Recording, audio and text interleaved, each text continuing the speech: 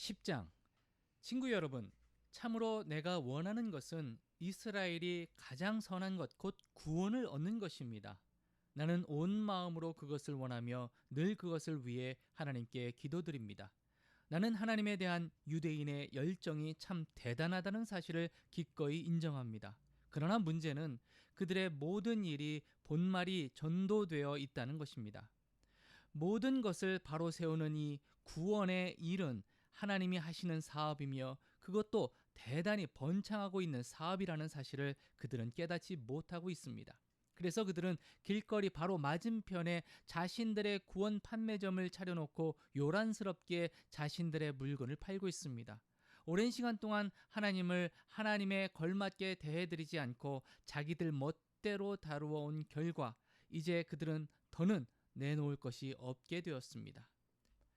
앞선 계시는 다만 우리를 준비시키기 위한 것이었습니다. 자신을 신뢰하는 사람들을 위해 모든 것을 바로 세워주시는 메시아를 맞이할 준비입니다. 모세가 기록했듯이 한사코 율법 조문을 이용해 하나님 앞에 바로 서겠다는 자들은 곧 그렇게 사는 깨알 같은 계약서 조항들을 일일이 얽매여 사는 것이 결코 쉽지 않다는 사실을 알게 됩니다. 그러나 우리 안에 바른 삶을 형성시켜 주시는 하나님을 신뢰하는 것은 전혀 다른 이야기입니다. 여기서는 메시아를 모셔오겠다고 위험천만하게 하늘까지 올라갈 일도 없고 또 메시아를 구출하겠다고 위험천만하게 지옥까지 내려갈 일도 없습니다. 모세가 정확히 뭐라고 말했습니까? 구원하시는 말씀이 바로 여기 있다. 너의 입속 혀처럼 가까이, 너의 가슴속 심장처럼 가까이. 이 말씀이란 우리를 위해 모든 것을 바로 세워주시며 일하시는 하나님을 받아들이는 믿음의 말씀을 말합니다.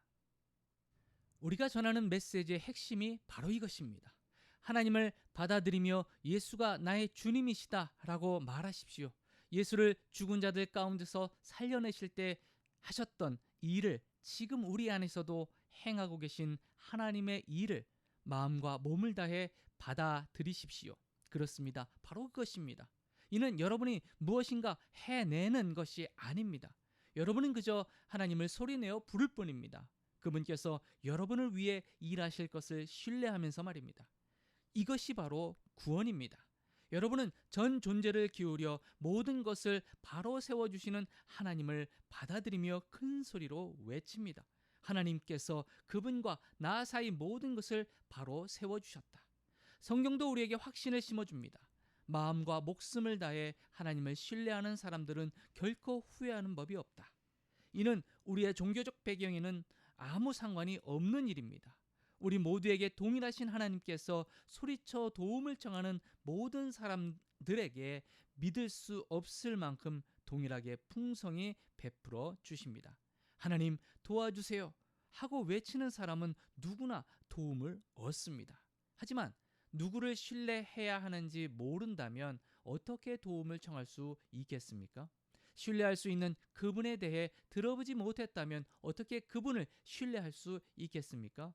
말해주는 사람이 없다면 어떻게 그분에 대해 전해 들을 수 있겠습니까? 또한 보냄을 받은 사람이 없다면 누가 그분에 대해 말해주는 일을 하겠습니까? 그러므로 성경은 이렇게 외칩니다. 숨막히는 저 광경을 보라. 하나님께서 행하신 온갖 좋은 일을 들려주는 사람들의 저 장대한 행렬을. 그러나 모든 사람이 다 말씀을 받아들일 준비, 보고 듣고 행할 준비가 되어 있는 것은 아닙니다. 이사야도 우리 모두가 다 한 번씩은 던질 법한 질문을 던졌습니다. 하나님, 누가 관심을 보입니까? 이 말씀에 귀 기울이고 믿는 사람이 누가 있습니까?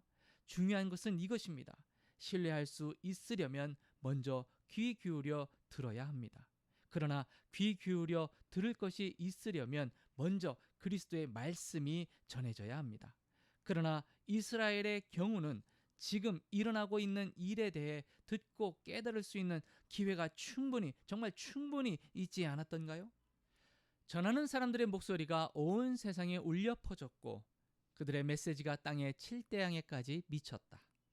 그러므로 중요한 질문은 이것입니다. 왜 이스라엘은 이 메시지에 대한 독점권이 자신에게 없다는 사실을 깨닫지 못했던 것일까요? 다음과 같이 예언한 모세가 바로 보았습니다.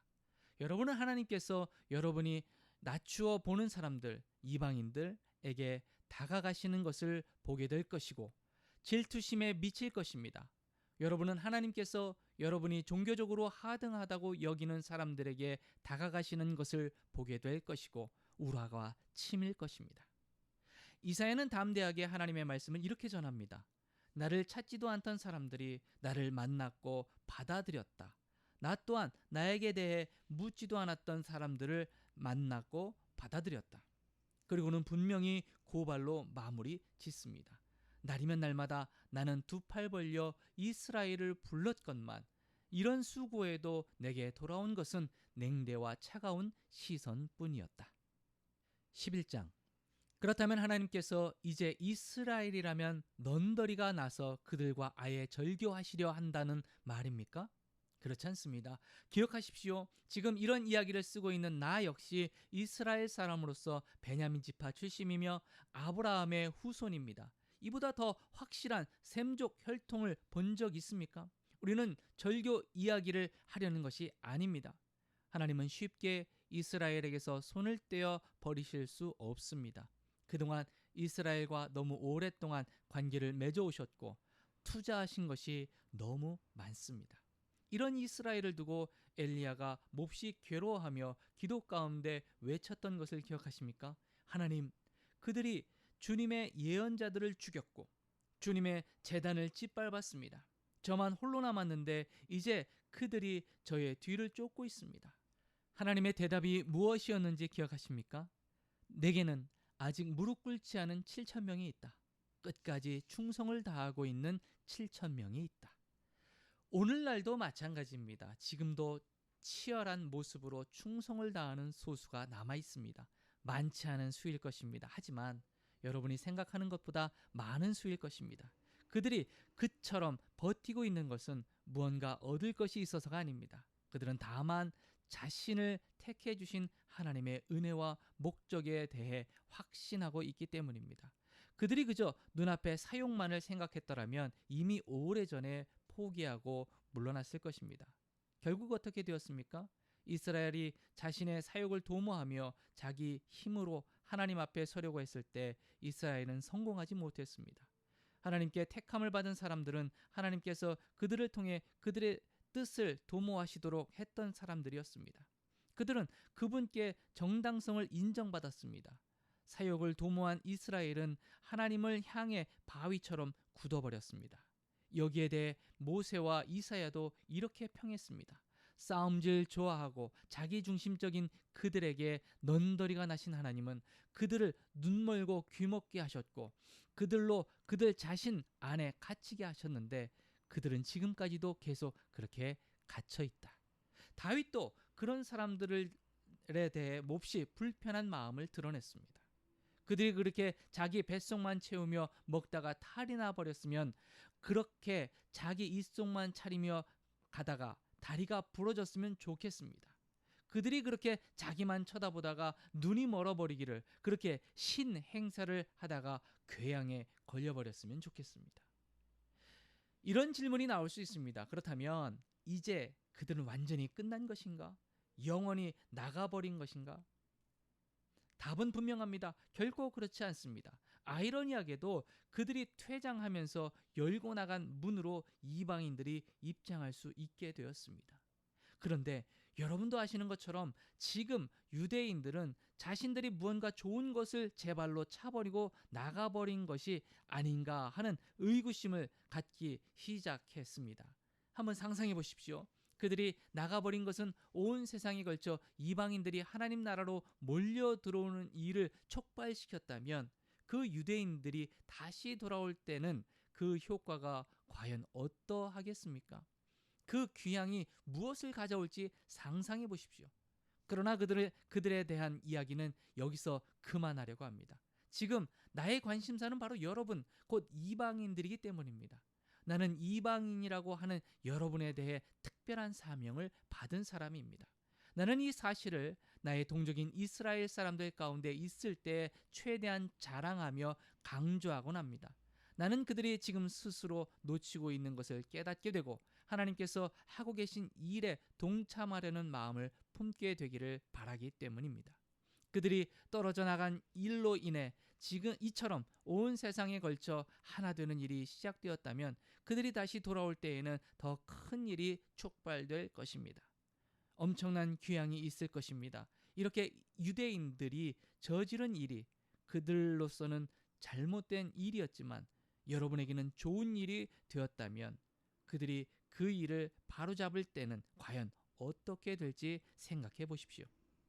이 모든 일의 배후와 바탕에는 어떤 거룩한 뿌리가 자리 잡고 있습니다. 하나님께서 심으시고 기르시고 계신 뿌리입니다. 근본 뿌리가 거룩한 나무에는 거룩한 열매가 맺힐 수밖에 없습니다. 지금 상황은 이러합니다. 그 나무의 가지 중 얼마는 가지치기를 당하고 대신에 야생 올리브 나무까지인 여러분이 그 나무에 접붙임을 받은 것입니다. 그러나 여러분이 지금 그 비옥하고 거룩한 뿌리로부터 영향을 공급받고 있다고 해서 여러분이 그 가지치기 당한 가지들 앞에서 우쭐댈 수 없습니다. 기억하십시오. 여러분이 그 뿌리에 영향을 공급받고 있는 것이 아니라 그 뿌리가 여러분에게 영향을 공급하고 있는 것입니다. 이런 말이 나올 법합니다. 다른 가지들이 가지치기를 당한 것은 나를 접붙이기 위한 것이 아닌가? 그렇습니다. 하지만 기억하십시오. 그들이 그렇게 가지치기 당한 것은 그들이 믿음과 헌신을 통해 계속해서 그 뿌리에 연결되어 있지 않고 말라 죽어버렸기 때문입니다. 지금 여러분이 그 나무에 붙어 있는 것은 다만 여러분이 믿음으로 그 나무에 접붙여졌기 때문입니다. 믿음을 길러주는 그 뿌리에 연결되어 있기 때문입니다. 그러므로 자만해져서 뽐내는 가지가 되지 마십시오. 여러분이 연하고 푸릇푸릇할 수 있는 것은 오직 그 뿌리 덕분이라는 사실을 늘 겸손 가운데 기억하십시오. 본래의 가지에 주저없이 가위를 대신 하나님이시라면 여러분에게는 어떠하시겠습니까? 여러분은 조금도 주저하지 않으실 것입니다. 하나님은 온화하고 인자하신 분이지만 동시에 가차없고 엄하신 분이기도 하다는 사실을 반드시 명심하십시오. 그분은 말라 죽은 가지에 대해서는 가차 없으시되 접붙여진 가지에 대해서는 온화하십니다. 그분의 온화하심을 믿고 방자하게 굴 생각은 버리십시오. 여러분이 말라 죽어 가지가 되는 순간 여러분은 가차없이 내쳐지게 됩니다. 그러니 여러분은 바닥에 나뒹구는 가지치기 당한 가지들을 보며 우월감에 젖지 않도록 하십시오. 계속 죽은 가지로 남기를 고집하지 않는다면 그들도 얼마든지 다시 접붙임 받을 수 있습니다. 하나님은 그렇게 하실 수 있습니다. 그분은 기적적인 접붙임을 행하실 수 있는 분입니다. 바깥 야생 나무에서 잘려나온 가지들인 여러분을 접붙여내신 그분에게는 그 나무에 본래 붙어있던 가지들을 다시 접붙이는 일은 분명 일도 아닐 것입니다. 다만 여러분은 지금 여러분이 그 나무에 붙어있다는 사실을 기뻐하며 다른 사람들도 다 잘 되기를 바라십시오. 친구 여러분, 나는 최대한 분명하게 짚고 넘어가려고 합니다. 이 문제는 결코 단순한 문제가 아닙니다. 현재 상황을 잘못 해석해서 오만하게도 자칫 여러분은 왕족이고 저들은 내쳐진 천민인 것처럼 생각할 수 있습니다. 전혀 그렇지 않습니다. 이스라엘이 현재 하나님에 대해 완고해져 있는 것은 일시적인 현상입니다. 그 효과로 모든 이방인들을 향해 문이 열리게 되었고 그래서 마침내 집이 꽉 차게 될 것입니다. 그러나 이 일이 다 이루어지기 전에 먼저 이스라엘이 완성되는 일이 있을 것입니다. 이렇게 기록되어 있듯이 말입니다. 한 투사가 시온산에서 성큼성큼 내려와서는 야곱의 집을 깨끗이 지을 것이다. 내가 내 백성에게 반드시 하고야 말 일이 이것이다. 그들에게서 내가 죄를 제거할 것이다. 메시지의 복된 소식을 듣고 받아들인 여러분의 입장에서 보면 유대인들이 마치 하나님의 원수처럼 보일 것입니다. 그러나 하나님의 전체 목적이라는 원대한 시각에서 보면 그들은 여전히 하나님의 가장 오래된 친구입니다. 하나님의 선물과 하나님의 부르심에는 완전한 보증이 붙어 있습니다. 결코 취소되거나 무효가 될 수 없습니다. 불과 얼마 전까지만 해도 여러분은 하나님께 바깥 사람이었습니다. 그러나 유대인들이 하나님께 등을 돌렸고 여러분에게는 문이 열렸습니다. 이제 그들이 하나님께 바깥 사람이 된 것입니다. 그런데 여러분에게 문이 활짝 열린 것으로 인해 그들에게도 다시 들어올 수 있는 길이 열렸습니다. 이렇게 혹은 저렇게 하나님께서는 우리 모두로 하여금 한 번씩 다 바깥에 처해보는 경험을 하게 하셨습니다. 이것은 그분께서 친히 문을 여시고 우리를 다시 안으로 받아들이시기 위해서입니다. 이 비할 데 없는 하나님의 엄청난 관대하심과 깊고 깊은 지혜, 우리는 결코 다 이해하지 못하며 다 헤아려 알 수도 없습니다. 하나님을 설명할 수 있는 이 누구인가? 그분께 하실 일을 아뢰 수 있을 만큼 똑똑한 이 누구인가? 하나님이 조언을 구하시는 이 누구며 그분께 도움이 된 이 누구인가? 모든 것이 그분에게서 시작하고 그분을 통해 일어나며 그분에게서 마친다. 영원토록 영광, 영원토록 찬양. 오, 참으로 그러하기를. 12장. 그러므로 나는 이제 여러분이 이렇게 살기를 바랍니다. 하나님께서 여러분을 도우실 것입니다. 여러분의 매일의 삶, 일상의 삶, 자고 먹고 일하고 노는 모든 삶을 하나님께 헌물로 드리십시오. 하나님께서 여러분을 위해 하시는 일을 받아들이는 것이 바로 여러분이 그분을 위해 할 수 있는 최선의 일입니다. 문화에 너무 잘 순응하여 아무 생각 없이 동화되어 버린 일이 없도록 하십시오. 대신에 여러분은 하나님께 시선을 고정하십시오. 그러면 속에서부터 변화가 일어날 것입니다. 그분께서 여러분에게 바라시는 것을 흔쾌히 인정하고 조금도 머뭇거리지 말고 거기에 응하십시오. 여러분을 둘러싸고 있는 문화는 늘 여러분을 미숙한 수준으로 끌어 낮추려 하지만 하나님께서는 언제나 여러분에게서 최선의 것을 끌어내시고 여러분 안에 멋진 성숙을 길러주십니다. 하나님께서 주신 것들에 대한 깊은 감사의 마음으로 여러분에 대한 특별한 사명을 받은 사람으로서 말씀드립니다. 여러분은 순전히 은혜 가운데 살고 있습니다. 여러분이 마치 하나님께 뭔가 좋은 것을 해드리고 있는 것처럼 착각하지 마십시오. 그렇지 않습니다. 실은 하나님께서 여러분에게 온갖 좋은 것을 가져다 주고 계신 것입니다. 우리가 우리 자신을 바르게 알게 되는 것은 오직 하나님과 또한 그분이 우리를 위해 하고 계신 일에 주목할 때이지 우리의 자신과 또한 우리가 그분을 위해 하는 일에 주목할 때가 아닙니다. 우리 각자는 사람 몸의 다양한 부분과 같습니다. 각 부분은 전체 몸에게서 의미를 얻습니다. 그 반대는 아닙니다. 지금 우리가 말하는 몸은 택함을 받은 사람들로 이루어진 그리스도의 몸을 말합니다. 우리 각자의 의미와 기능은 우리가 그분 몸의 한 부분으로서 갖는 의미와 기능입니다. 잘려나간 손가락, 잘려나간 발가락이라면 무슨 대단한 의미와 기능이 있겠습니까? 우리는 그리스도의 몸 안에서 빼어난 모양과 탁월한 기능을 부여받은 부분들로 지음받았습니다. 그러므로 우리는 지음받은 본연의 모습대로 살아가야 합니다. 시기심이나 교만한 마음을 품고서 다른 사람들과 자신을 비교해서는 안 됩니다. 자기가 아닌 다른 무엇이 되려고 애쓰지 마십시오. 설교하는 일이라면 하나님의 메시지만을 전하고 그와 상관없는 내용을 전하지 마십시오. 돕는 일이라면 도와주기만 하지 월권하지 마십시오. 가르치는 일을 한다면 여러분이 가르치는 바를 고수하십시오. 격려하고 안내하는 일이라면 으스대지 않도록 조심하십시오. 책임자 위치에 있다면 멋대로 권력을 휘두르지 마십시오. 곤란에 빠진 사람들을 원조하는 일에 부름을 받았다면 늘 눈을 크게 뜨고 잘 살펴 신속하게 움직이도록 하십시오.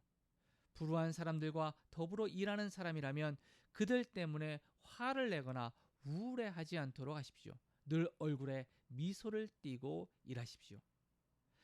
중심으로 사랑하십시오. 사랑하는 척하지 마십시오. 악은 필사적으로 피하십시오. 선은 필사적으로 붙드십시오. 깊이 사랑하는 좋은 친구들이 되십시오. 기꺼이 서로를 위한 조연이 되어 주십시오. 지쳐 나가 떨어지지 않도록 조심하십시오. 늘 힘과 열정이 가득한 사람이 되십시오. 언제든 기쁘게 주님을 섬길 준비를 갖춘 종이 되십시오. 힘든 시기에도 주저앉지 마십시오. 그럴수록 더욱 열심히 기도하십시오. 도움이 필요한 그리스도인들을 도우십시오. 정성껏 환대하십시오. 원수에게도 축복해 주십시오. 결코 악담을 퍼붓거나 하지 마십시오. 친구들이 행복해 할 때 함께 기뻐해 주십시오. 그들이 슬퍼할 때 함께 울어 주십시오. 서로 잘 지내십시오. 혼자 잘난 척하지 마십시오. 별 볼 일 없는 이들과도 친구가 되십시오. 대단한 사람인 양 굴지 마십시오. 되받아치려고 하지 마십시오. 대신 누구에게서나 아름다운 점을 찾으십시오. 할 수 있다면 모든 사람과 더불어 사이좋게 지내십시오. 받은 대로 갚아주겠다고 고집하지 마십시오. 그것은 여러분이 할 일이 아닙니다. 내가 심판할 것이다. 내가 알아서 할 것이다. 라고 하나님께서 말씀하십니다. 우리의 성령은 원수가 굶주리고 있는 것을 보면 가서 점심을 사주고 그가 목말라 하면 음료수를 대접하라고 말하고 있습니다. 여러분이 그런 관대함을 베풀면 원수는 소스라치게 놀랄 것입니다. 악이 여러분을 이기도록 놔두지 마십시오. 오히려 선을 행함으로써 악을 이겨내십시오.